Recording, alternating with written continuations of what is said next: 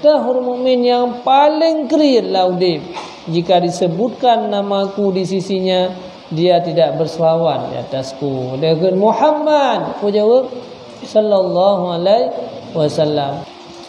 Nakula Nabi sallallahu alaihi wasallam bihasabil mu'min minal bukhli in udhkira indahu falam yusalli alayya. Dengan hasabi memadalah siraurul mukmin daripada kikir. Tahur mukmin yang paling keriat laudib. Jika disebutkan namaku di sisinya, dia tidak berselawat di atasku. Dia kata Muhammad. Aku jawab sallallahu alaihi wasallam. Handatim kelengian yang nurul yang paling keriat dah. Nama lun kai sebut di sininya lewat aju hai tu pun Allahumma salli ala Muhammad.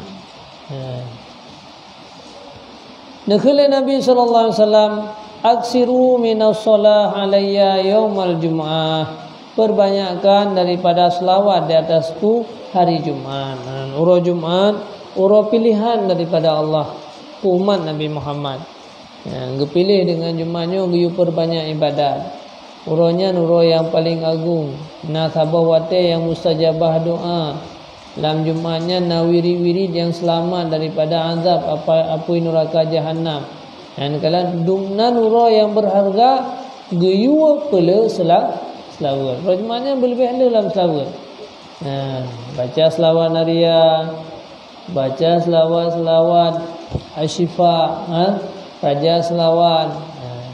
Bacaan dah baca urut Jumat. Pula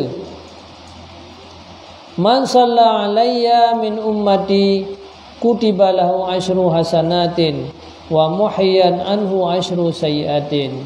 Barang siapa yang berselawat di atasku daripada umatku, niscaya menuliskan baginya akan 10 kebaikan dan menghapuskan daripadanya 10 keburukan. So yang berselawat ke Nabi, 3 daripada umat Nabi, 10 buah kebaikan akan gebi oleh Allah dan dihapus oleh Allah kurunyan 10 buah keburukan. Keburukan yang akan menimpa dari orang akan dihapus oleh Allah 10 buah.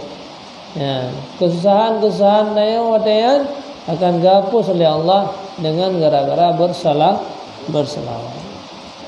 Nakala Nabi sallallahu alaihi wasallam mengqala hina yasma'ul adzan wal iqamah Allahumma rabb hadhihi ad-da'wati tammah was salatil qa'imah salli ala Muhammad abduka wa rasuluh wa atihil wasilata wal fadilah wad darajatar rafi'ah wa syafa'ah yaumal qiyamah halal lahu syafa'ati. Jadi yang kun lihadan, makanya orang yang paling buruk orang pegah habar dengan azan. Orang yang paling tentara tengok waktu orang akhirat, orang yang pegah habar dengan azan. Karena pegah habar dengan azannya merayu tad keburukan yang akan menimpa gurunya. Makanya berkata Nabi, yang dengan azan kemudian berujung baca doa azan. Allahumma rabb hadhihi ad-da'wati tammah wa salatil qa'imah ati sayyidana Muhammadanil wasilata wal fadilah wad darajatar rafi'ah wa ba'athu maqaman mahmudan alladhi wa'ata innahu la tukhliful mi'ad. Yang pasti urutnya akan merempat syafaat lon tengok. Kata urut akhirat haru-hara urut akhirat perlu kepada bantuan lor yang wajib urutnya merempat bantuan daripada lor. Urut yang baca doa